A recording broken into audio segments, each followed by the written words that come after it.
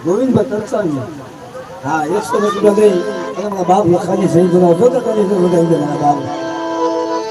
હે આતી આવી પાઘડીનું હોલા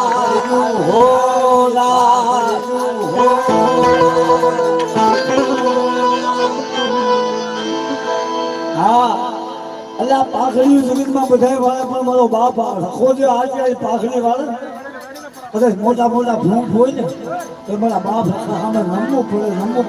પડે એટલે આ તો યારી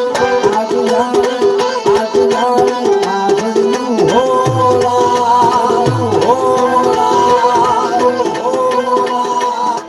મારા લખા